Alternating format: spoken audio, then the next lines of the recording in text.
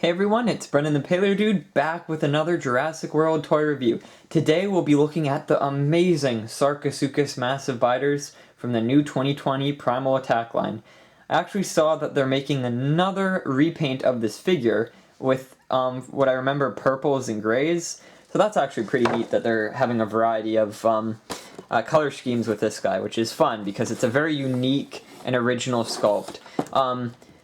I was surprised that they chose Sarcosuchus over Deinosuchus, due to the fact that Deinosuchus has appeared in more of the franchise's games and actually some, I guess, prototypes in the original toy line. I think it was like the kids lineup from 1993 or 7 or something. But yeah, no, they chose Sarcosuchus, but it's really awesome that they did because it has a unique head, a very distinct long shape with a bulbous snout, which is very nice. And it's cool to see that they're expanding not only with pterosaurs and marine reptiles, but crocodilians, like they have Proceratosaurus, and now they have Sarcosuchus as well. And we're starting to see things like Dimetrodon and Scutosaurus, so mammal-like reptiles, make their way into the lineup, which is really cool. I'm glad that they're going that route with diversity, especially in the games too. That's what I believe is part of these figures being made. So anyways, let's dig into the box.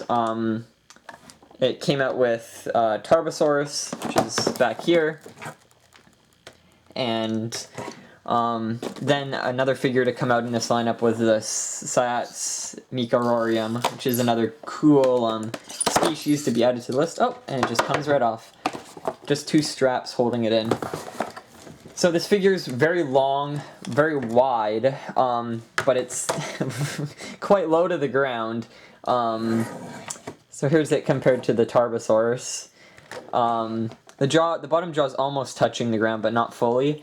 Now, what's interesting about this figure is it somewhat has, oh, not really. The tail has some pivoting up and down, unlike the Tarbosaurus, but the head doesn't go up and down. Again, it just shakes side to side, and you press on this button in between the spikes, and it chomps. And it's very fluid, too. You can see all the teeth line up perfectly when the jaw closes.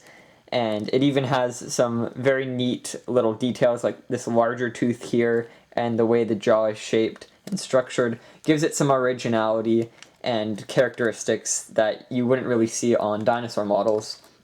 But again, these animals are, genetically modified, so of course they're different from their real-life counterparts. Let's see. So the head sculpt is just stunning. Like, the length of the head alone, look at that, compared to, like, the Tarbosaurus. It's almost twice as long. That's so cool. So this figure can grab other dinosaur figures in its jaws, obviously. It's got a very long tongue, too. That is crazy. And the legs are posable, and they're made of kind of a rubbery but still hard plastic. The tail is hollow, thin plastic, except for the very tip, which is the same as the legs. The legs have a little bit of spread side to side, which is typical of Mattel's figures.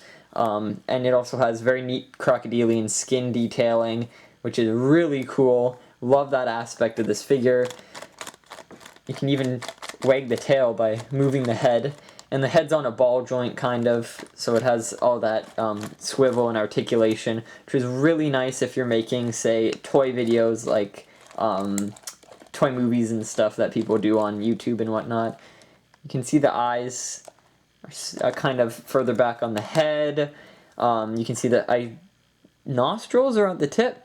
Oh, that's pretty interesting. Thought they'd be closer to the snout. I'd have to relook on that. It's pretty neat. So yeah, and I also love the coloring. Very swampy. Definitely an animal you'd see dwelling in that type of environment. They went bang on the color scheme with how this creature's lifestyle is, uncompared to the one coming up with the grays and purples, which is a little bit more showy.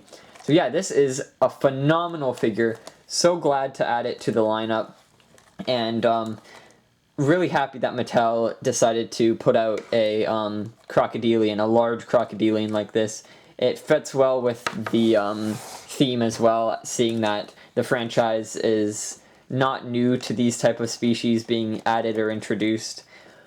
So anyways, yes, a fantastic figure. Let's do the scan code. Last video I forgot to do that till the end, so let's just get that in there where we can. I will obviously do an updated collection scan code thing so you guys can get those. I think that worked. Yeah. Anyways, thanks for watching, guys, and I'll see you in the next video. Bye-bye.